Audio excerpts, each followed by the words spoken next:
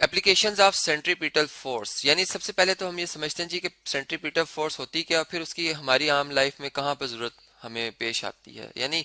चले, अगर हम यूं कहें कि एक कोई पर्सन है और उनने एक ऑब्जेक्ट को अपने गिर्द गोल घुमाना है, तो वो कैसे घुमा सकते हैं जी कि वो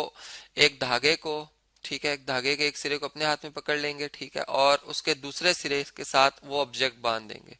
और अब उसको अपने गिर्द जो है वो घुमाना शुरू कर देंगे। तो ये ऑब्जेक्ट जो है वो इस तरह से एक सर्कुलर ट्रैक में उनके गिर्द जब वो इस तरह से घुमाएंगे तो एक सर्कुलर ट्रैक में वो ऑब्जेक्ट घूमना शुरू हो जाएगा। और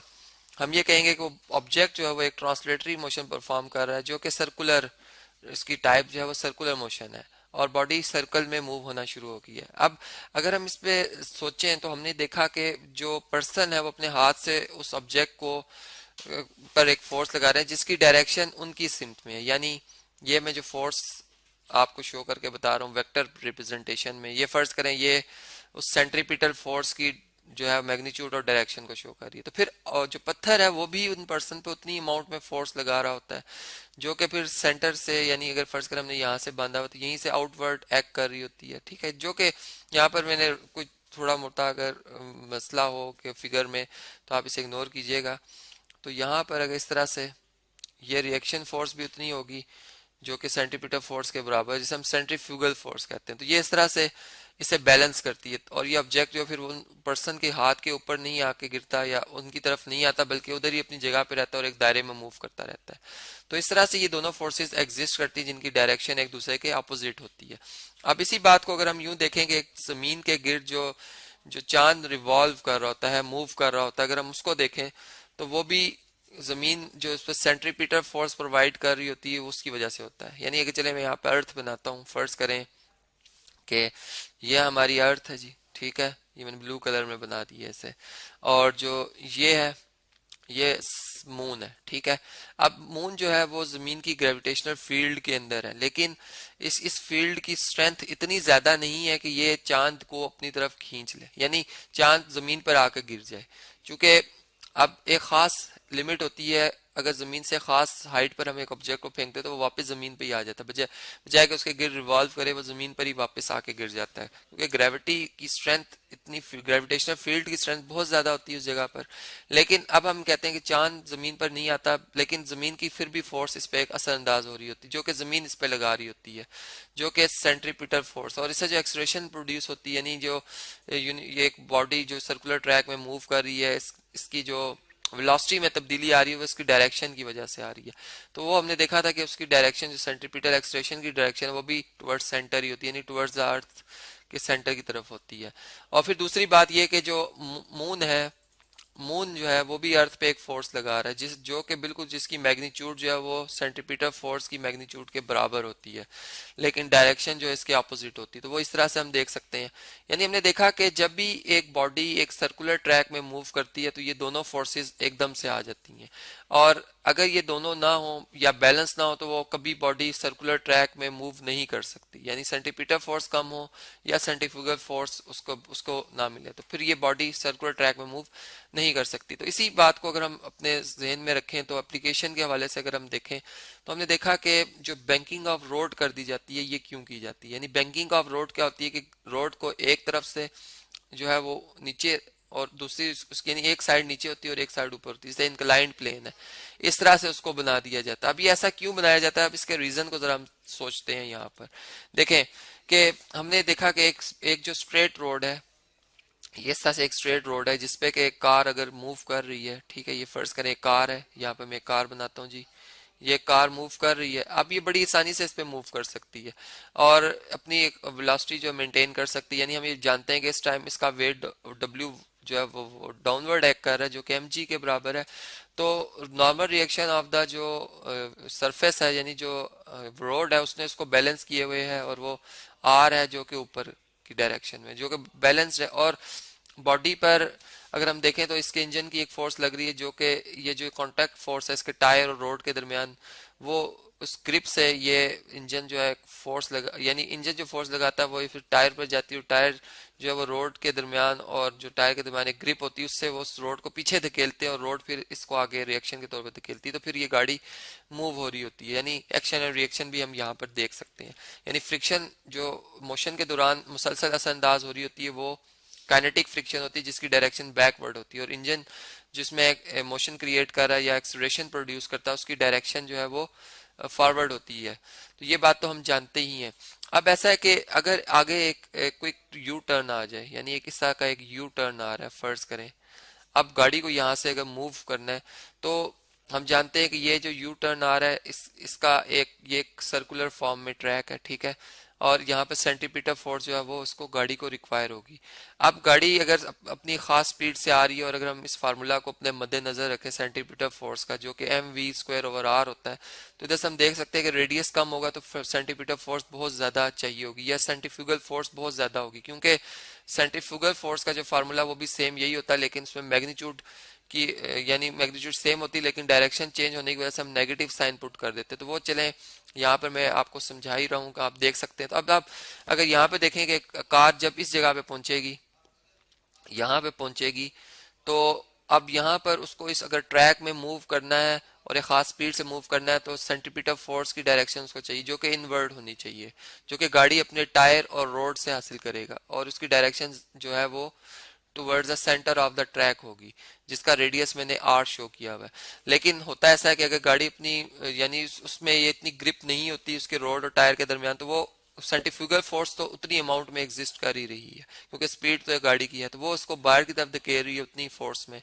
अब वो फोर्स ज्यादा हो, यानी उस पर ज्यादा जल्दी असरअंदाज हो जाती है, और ये गाड़ी बाहर की तरफ निकल आती है और उलट जाती है, गिर जाती है। तो ये हमें रीजन पता चलता है कि यहाँ पे सेंट्रीफ्यूगल फोर्स ने अमल दखल किया, और सेंटीपीटल फोर्स इस काबिल नहीं थी कि वो इसको बैलेंस करती। लेकिन अब हम ऐसा करते हैं कि अगर हम इस जगह पर ट्रैक को, चले मैं इसे थोड़ा सा,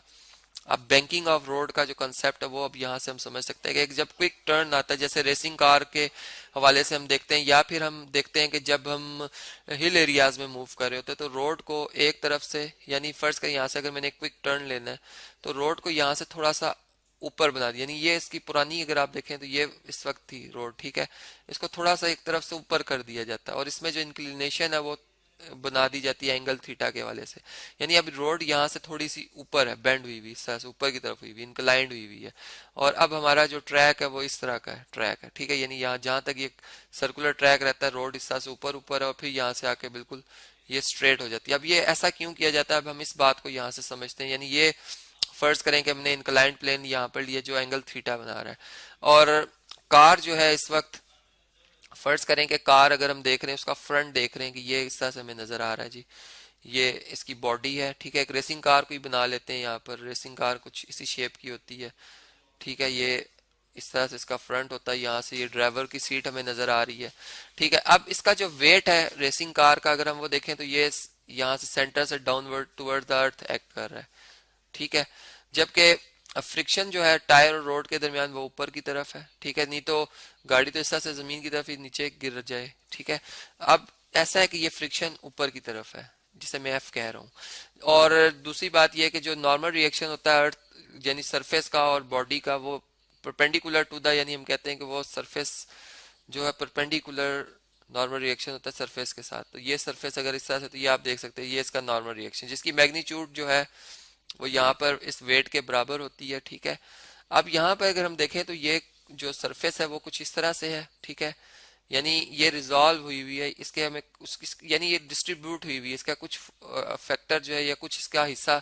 एक्स एक्सिस के लॉन्ग लग रहा है, कुछ इसका हिस्सा वाई एक्सिस के लॉन्ग लग रहा है। अब हम उसको अगर रिजॉल्व करना चाहें तो यहाँ से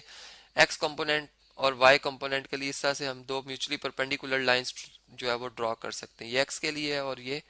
वाई के लिए। तो यहाँ से हम देख सकते हैं कि जो वेट के अगर बिल्कुल मैंने उसी को एक्सटेंड किया, तो ये इस नॉर्मल रिएक्शन ने कितनी रोटेशन इसमें आई है जी, एंगल थीटा ही रोटेशन आई है इसमें, ठीक है। और अब अगर यहाँ से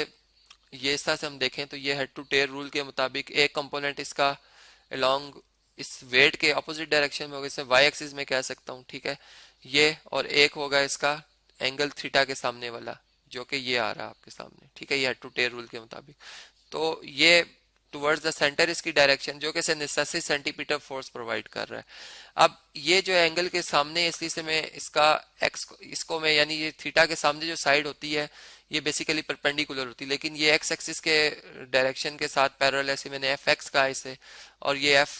वाई है। जबकि या आर वाई कर लेते हैं, चूंकि आर हमारा जो हमारी जो फोर्स है वो आर एक्स है और आर वाई आएगी। यहाँ पर हम लिखेंगे आर एक्स और यहाँ पे लिख देंगे आर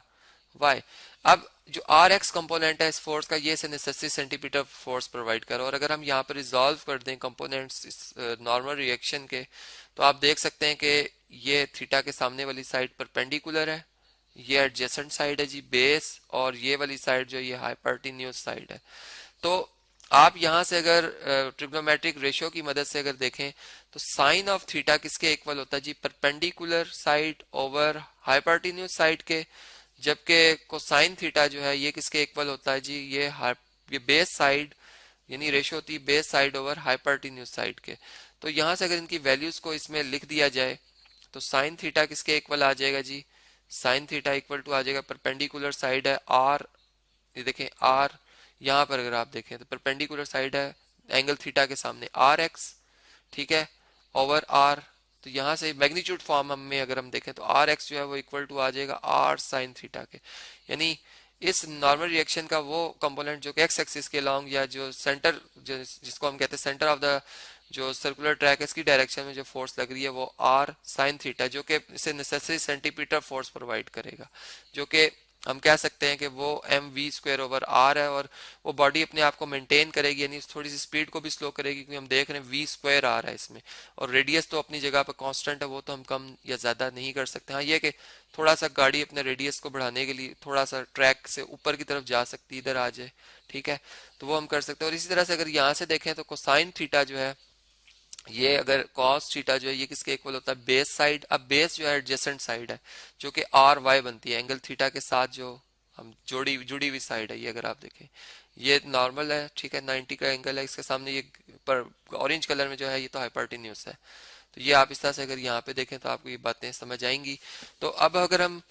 यहाँ पर मैं एच ही लिख देता हूँ ताकि हाइपोटेन्यूज समझ आ जाए। तो ये अगर आप देखें तो बेस है आर वाई ओवर